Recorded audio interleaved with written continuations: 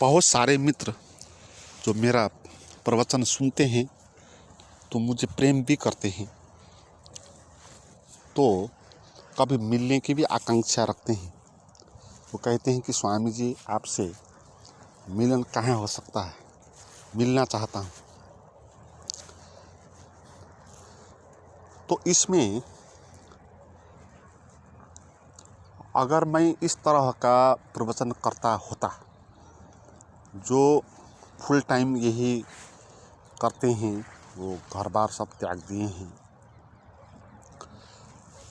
और जहाँ मिल जाए बैठने के लिए वहाँ बैठेंगे और जिसने बुलाया उसके पास चले जाएंगे, तो इस तरह का प्रवचन करता मैं नहीं हूँ।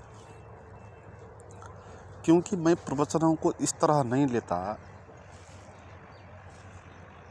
कि वो प्रवचन आप सुन के आपको मुझे मिलना पड़ेगा आवश्यक, और आपको मैं सहज रूप से मिलने के लिए मैं आपके पास आ जाऊं या आप मेरे पास आ जाएं, तो इसकी आवश्यकता पड़ेगी।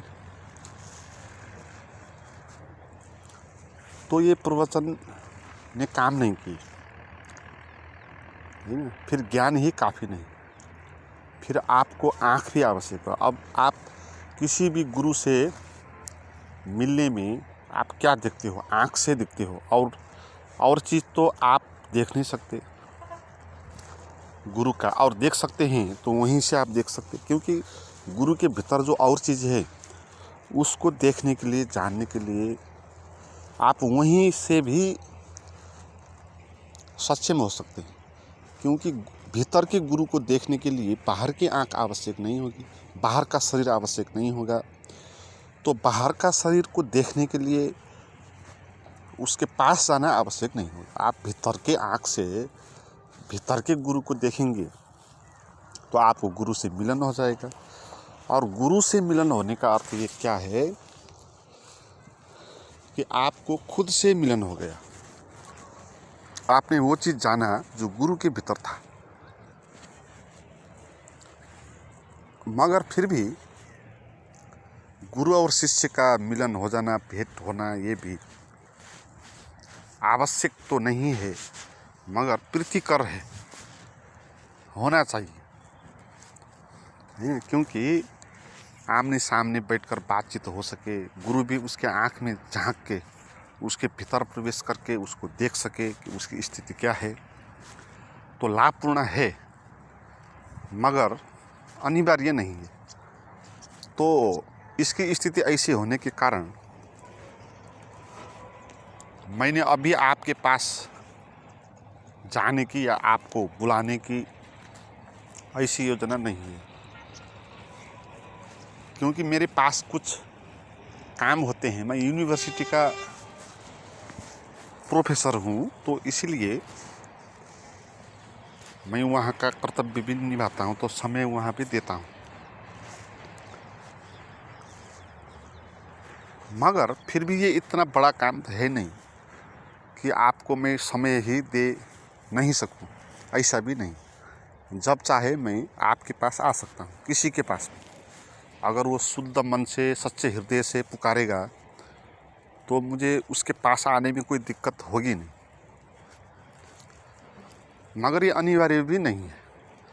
तो बाद में अगर कभी हमारा मिलन हो सकता है, अगर होगा या नहीं होगा तो भी, तो हमारा मिलन का क्या अर्थ होगा, कैसा हमारा और आपका मिलन होगा, ये हम अभी विचार करके आप मुझसे मिल सकते हैं। आपको मुझे मिलने के लिए यहाँ तक आना नहीं होगा। तो जब आप और मैं मिलेंगे तो आपके आगे मैं एक मिरर जैसा हूँ, मिरर जैसा। आप उसके आगे अपने को ही देखेंगे, जैसे मिरर आगे है तो आप देखेंगे तो अपने को ही देखेंगे।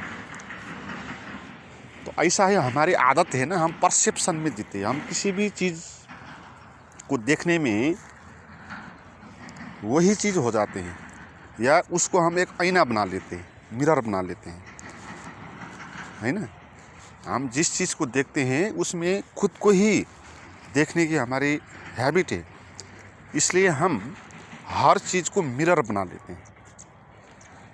तो आप मुझसे नहीं, किसी से आदमी से मिलो तो उस आदमी के आगे भी आप ही होते हो, आप उसका एक मिरर की तरह ही प्रयोग करते हो या बना लेते हो। तो असल में आपका मिलन किसी से हुआ नहीं अभी तक, है ना। हम कहते हैं मेरा पारिवारिक रिलेशन है, जितना भी आपका पारिवारिक रिलेशन हो, आपने उनको जाना नहीं, कभी उनसे आप मिले नहीं। वो मिलना फ़र्क बात है और साथ रहना फ़र्क बात है। साथ रहने से ही कोई दो लोग मिल सकते हैं, ऐसी बात नहीं। देखें ना, बहुत सारे लोग साथ रहते हैं मगर मिलते नहीं, झगड़ते हैं। कितने झगड़े होते हैं, फैमिली में भी कितने होते हैं। तो अगर साथ होने से मिलन हो जाता तो फिर झगड़ा नहीं होना चाहिए, है।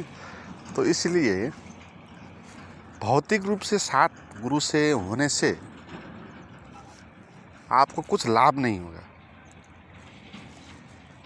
आप जान नहीं पाओगे उस चीज़ को, क्योंकि आप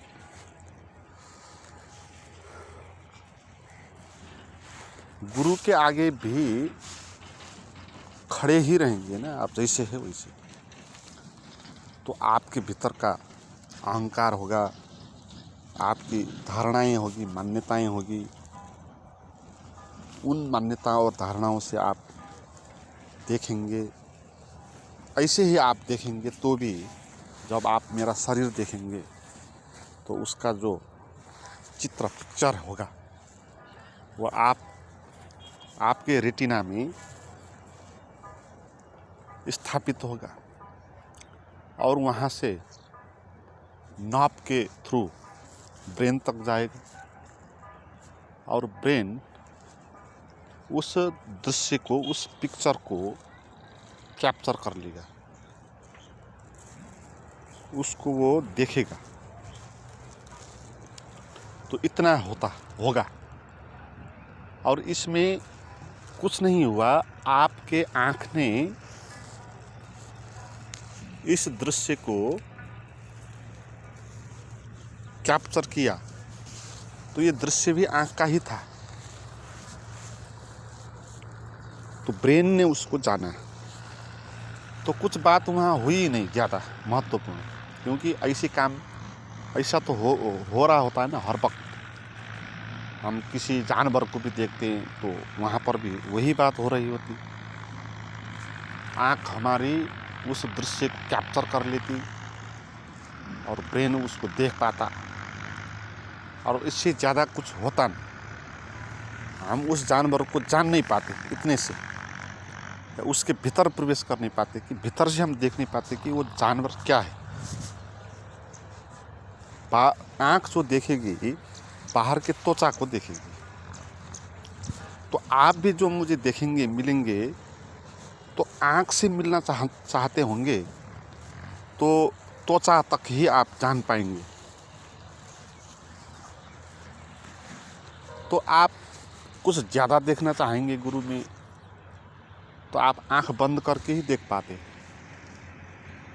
तो आँख बंद करके देखने के लिए फिर गुरु आगे आवश्यक नहीं। फिर भी गुरु जब कभी भी मिल जाए उनके आगे, अपना अहंकार को नष्ट करना ठीक होगा।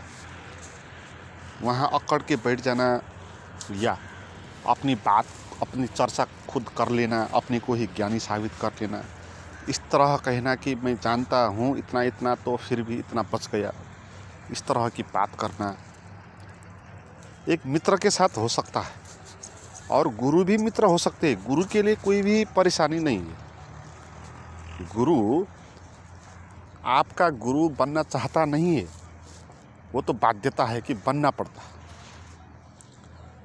नहीं तो गुरु आपके साथ मित्र की तरह भी रहने में कुछ भी दिक्कत नहीं करेगा, आपके मित्र की तरह भी रहेगा। आप उनकी गाली भी दे सकते हो तो उसको भी साफ रूप से लेगा। गुरु के तरफ से कोई भी परेशानी नहीं है कि आप गुरु को श्रद्धा के भाव से ही देखो। आप चाहे श्रद्धा के भाव से देखो, चाहे आप मित्र के भाव से देखो, चाहे भैया के रूप से देखो, हम तैयार हैं किसी भी रूप से आपसे बोलने की। तो अहंकार को देखना है सबसे पहले, गुरु से देखने से पहले अहंकार को देखना है अपना, फिर उसके बाद गुरु को देखना है, तो असली आप गुरु को देख पाओगे। नहीं तो गुरु के पास आप जाओगे तो वहाँ अकड़ के खड़ा होगे, तो गुरु का जो भीतर है अनुभव, जो सागर सा अनुभव है, सूक्ष्म से सूक्ष्म अनुभव है, उन अनुभवों को पकड़ नहीं पाएगा। नहीं, वो तो अपनी बुद्धि से, अपनी धारणा से जो भी ज्ञान जाना है, जो भी वो ठीक मानता है, तो गुरु को भी कहेगा कि तू जो मैं कहता हूँ उसी को ठीक मान ले, और मैं भी इसको ठीक मानता हूँ, तो ये ठीक बात है, और इसके लिए सहयोग कर सकता है तो तू कर।